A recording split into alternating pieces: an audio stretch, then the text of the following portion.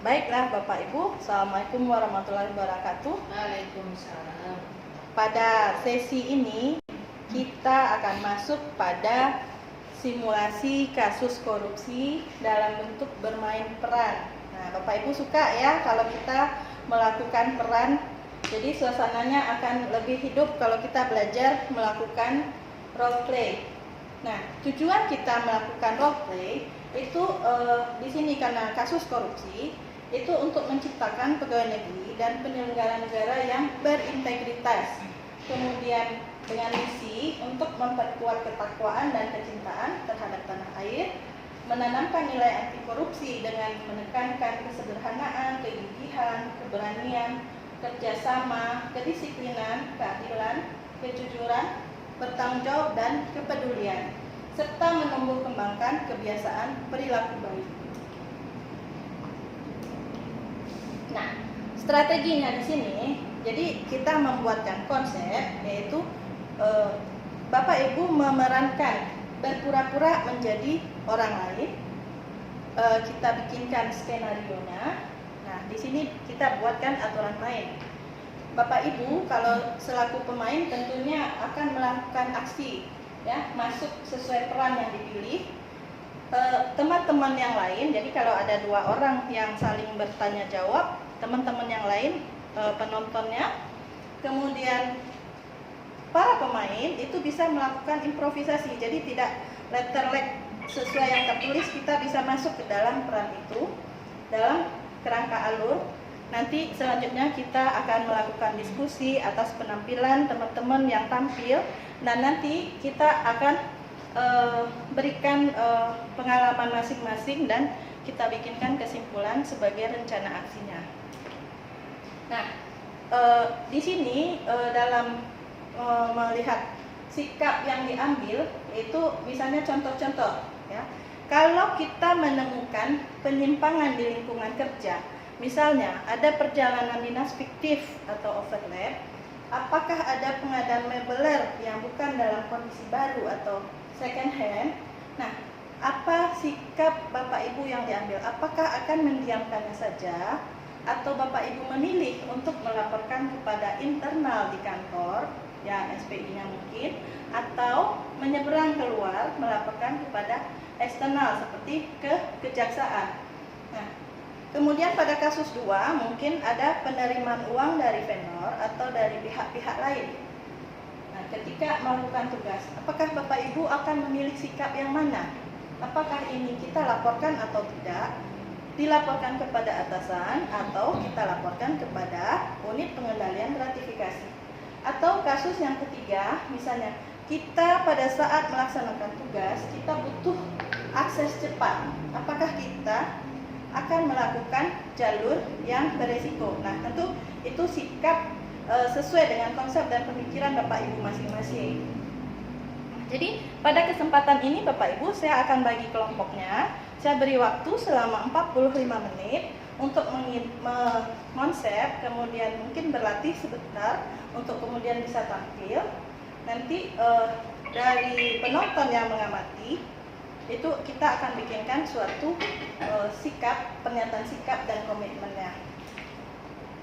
Nah, jadi Bapak Ibu nanti setelah saya bagi, mungkin Bapak Ibu akan tampil bergantian. Nah, misalnya di sini temanya contoh korupsi di lingkungan kerja. Nah, kira-kira siapa Bapak Ibu yang bersedia menjadi volunteer? Ini contoh kasus korupsi di lingkungan kerja.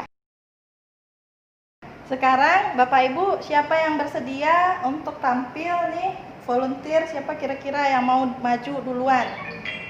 Saya. Oke, Ibu siapa namanya? Faizati. Faizati. Ibu mau pilih peran yang mana? Sebagai KPA. KPA. Oke. Ibu? Saya Bu. Saya sebagai pemeriksa. Oke. Nah, bagi teman-teman yang lain silahkan diperhatikan kedua pemain ini beradu akting ya. Dan Bapak Ibu sebagai perannya itu bisa berimprovisasi masuk ke dalam alur skenario-nya. Untuk penampilan pertama, mari kita berikan tepuk tangan. Ayo silakan Bu Faizati dan Bu Indria. Selamat siang Bu. Siang. Perkenalkan, nama saya Indria. Saya auditor yang ditugaskan untuk mengecek kegiatan di bidang Ibu. Kemarin Ibu baru pulang dari melakukan perjalanan dinas luar provinsi ya? Iya, biasalah Bu, konsultasi ke kementerian. Biasalah tuh Bu. Sepertinya Ibu sering melakukan perjalanan dinas di dalam dan luar provinsi. Biasanya berapa kali frekuensinya dalam sebulan Bu? Itu tergantung atasan saya Bu. Ya. Kemudian kegiatan saya kan juga banyak. Kemudian lagi saya sering konsultasi ke kementerian. Baik, menurut catatan kami dalam 1 bulan Ibu telah melakukan perjalanan dinas melebihi hari kerja. Apakah itu benar? Mana Bu, mana nih Bu? Ya kan saya memang bertugas itu Bu. Ini saya memang bertugas Bu. Ibu kan sudah lihat SPJ-nya. Jadi bisa Ibu cek lah di SPJ-nya itu. Baik, menurut catatan kami pada bulan Juni Ibu telah melakukan perjalanan dinas luar provinsi 6 kali, 6 hari. Ada mengajar di beberapa acara pertemuan di kabupaten kota, perjalanan dinas, luar perjalanan dinas dalam provinsi 24 hari. Masih ada rapat dengan kepala dinas dan undangan rapat bersama SKPD lain pada saat yang bersamaan. Bagaimana mungkin Ibu bisa menghadirinya beberapa kegiatan pada lokasi yang berbeda? Ya Bu, saya cek tanggalnya dulu ya. Saya kan memang menghadirinya. Kemudian saya sering juga mewakili kepala dinas.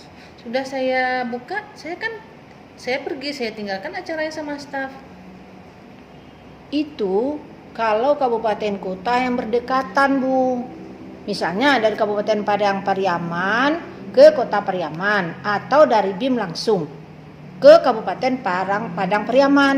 Ini Ibu pulang dari Jakarta pesawat siang. Nggak mungkin Ibu langsung membuka acara kelompok tani di Pasaman jam 9 WIB. Dan acaranya berlangsung selama 3 hari.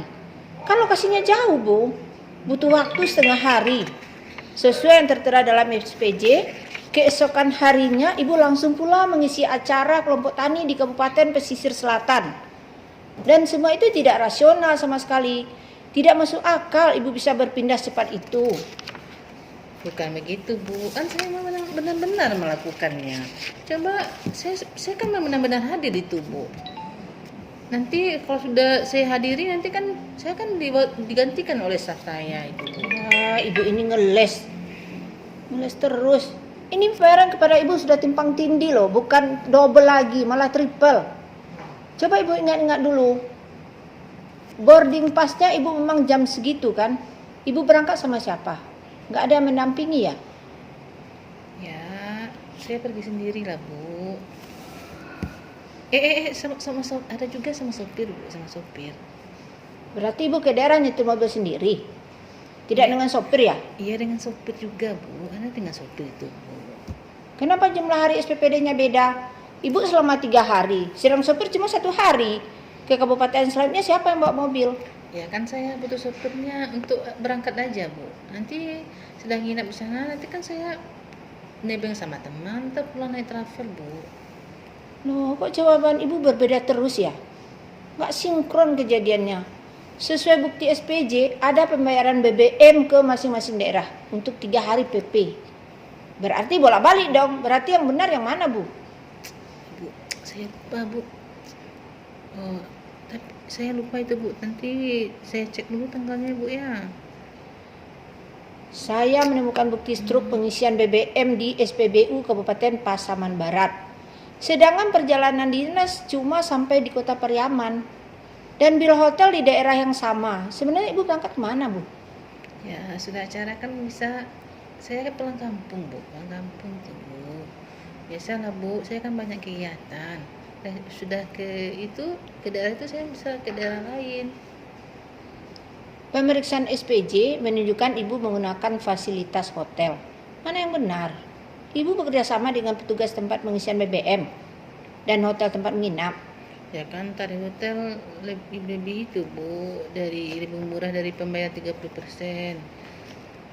Kalau tidak nginap, kita kan selain fasilitas penginapan kita juga dibayar 30%. Yakin Ibu menghadiri acara tersebut dalam waktu yang bersamaan? Ya saya yakin loh Bu, yakin tuh Bu. Saya benar-benar tuh Bu melakukan penjalinan seperti tanggal itu Bu. Baiklah kalau begitu baiklah kalau begitu Bu, saya sudah menghitung selisih pembayaran dari yang seharusnya. Lebih kurang 22 juta untuk bulan Juni. Rinciannya bisa Ibu cek pada tabel. Jawaban Ibu atas pertanyaan saya tadi tidak dituangkan dalam surat pernyataan ini. Silakan Ibu baca dulu dengan teliti dan tanda tangani. Aduh Bu, kok sebanyak itu Bu? Saya nggak setuju dengan angka itu Bu. Saya kan melakukan tugas dengan karena perintah atasan Bu. Saya kan benar-benar melakukan. Kok sebanyak itulah Bu? Nggak mungkin sebanyak itu 22 juta itu saya setor Bu.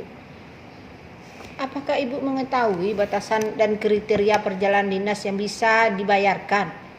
Apa saja dokumen yang pertanggungjawaban biaya yang harus dilampirkan? Ya saya tahu Bu, itu kan tuntutan pekerjaan, perintah atasan. Banyak lagi lah Bu itunya. Belum lagi dengan bawahan saya Bu. Memang Ibu bersedia melakukan apapun yang diperintahkan oleh atasan? Ya, sepanjang saya bisa melakukannya, nanti saya lakukan Bu. Kalau tidak, jabatan saya bisa dicopot Bu. Ibu seperti nggak tahu aja nih pejabat struktural ini. Kalau begitu apakah Ibu mengingat ajaran agama? Apakah Ibu tidak mengingat ajaran agama? Bahwa nafkah yang diberikan kepada keluarga harus bersumber dari yang benar, halal dan membawa berkah. Ya, saya tahu lah Bu. Dan kemarin saya sudah haji Bu. Belum lagi nih kebutuhan beli rumah, cicilan mobil, dengan bawahan. Tapi yang lebih itu Bu dengan atasan Bu. Kalau nggak ada nih traktir atau pikisan dengan atasan, saya bisa dicopot lah Bu. Ibu tahu aja lah itu Bu. Bukankah selaku PNS kita menjaga bangsa dan negara kita dari seluruh ancaman? Ya, termasuk hal-hal yang sejenis ini bisa membuat negara semakin miskin, rakyat jadi bodoh dan melarat. Bangsa kita semakin terpuruk dengan korupsi PNS di mana-mana. Kalau semua pejabat seperti ini, hancurlah negara kita. Ya, saya kan tak mikir terlalu jauh Bu. Sudahkah Ibu memikirkan kembali apa yang telah Ibu perbuat untuk kantor ini, pemerintahan dan negara ini? Oke, Ibu sudah kerja cukup lama. Tapi apakah Ibu sudah menunjukkan kesetiaan pada Ibu Pertiwi dengan berperilaku sederhana, keberanian untuk mengatakan tidak pada hal-hal yang seharusnya? Kalau Ibu merasa ikut bertanggung jawab dan peduli atas kelangsungan negara ini, Ibu harus merubah sikap ya. Jadilah PNS yang jujur, bersih Ya, dan Bu, bersederhana. Saya janji, saya tak ulangi lagi Bu, saya janji. Baiklah kalau begitu, terima kasih atas pengertiannya. Kapan Ibu bisa menyetorkan yang pembayaran yang 22 juta ini? Loh, tetap disetor ya Bu? Ibu, janganlah Bu, kalau bisa jangan disetor Bu. Nanti saya sudah ada pikisan juga tuh Ibu nanti. Hah? Apa itu bingkisannya? Lihat dulu nilainya, baru saya mau. Saya tidak serius Bu. Silakan Ibu selesaikan setorannya. Baru saja Ibu berjanji akan jadi PNS yang baik. Sekarang malah mau menyogok saya. Mau saya laporkan. Biar sekalian ditangkap, Ibu mau? Janganlah Bu. Janganlah Bu. Itu nanti itu jangan dimasukkan dalam naskah ya Bu ya. Bantu saya Bu ya. Ibu ini benar-benar deh. Siap. Ya, jadi bagi teman-teman yang sudah menyaksikan tadi, Bapak Ibu di sini bisa melihat bahwa Ibu Indria dan Ibu Faizati telah ikut di dalam alur perannya, bisa berimprovisasi. Jadi benar-benar menggambarkan situasi yang terjadi ketika Ibu Indria melakukan pemeriksaan di kantornya Ibu Faizati. Nah, dari sini kita akan melanjutkan dengan diskusi, kemudian kita ambil suatu pernyataan sikap dan kita bikinkan komitmen. Nah, jadi setelah kita saksikan tadi, jadi alur ceritanya menunjukkan bahwa ketika Ibu Indria masuk melakukan pemeriksaan di SKPD Ibu Faizati, ternyata di situ ada perjalanan dinas yang overlap dan itu sangat banyak. Nah, jadi bagaimana seperti biasanya orang ketika ditanyai tentu dia akan mengatakan menjawab dan mengelakkan dari fakta yang ditemukan oleh pemeriksa Ibu Indria. Nah, jadi jawaban yang disampaikan oleh Ibu Faizati bahwa ini benar-benar karena adanya tekanan, ada perintah atasan, kemudian dia juga sangat sibuk, jadi dia membagi tugasnya, jadi dia bisa melaksanakan di beberapa tempat. Namun kalau Ibu Indria selaku auditor, selaku pemeriksa, tentu dia menegaskan rule-nya, batasan sesuai dengan ketentuan yang berlaku, bahwa bisa saja kita melaksanakan beberapa penugasan dari atasan, tapi untuk pembayaran itu tidak bisa double atau triple. Kalau misalnya kita menerima uang yang tidak seharusnya, berarti itu sudah termasuk ke dalam tindak pidana korupsi, ya, karena ini terjadinya dalam pelaksanaan tugas Bapak Ibu selaku pegawai negeri dan penyelenggara negara. Nah, dari kesimpulan yang kita tangkap tadi, jadi yang pertama, pernyataan sikap yang harus kita ambil selaku pegawai negeri dan penyelenggara negara, kita harus menolak korupsi.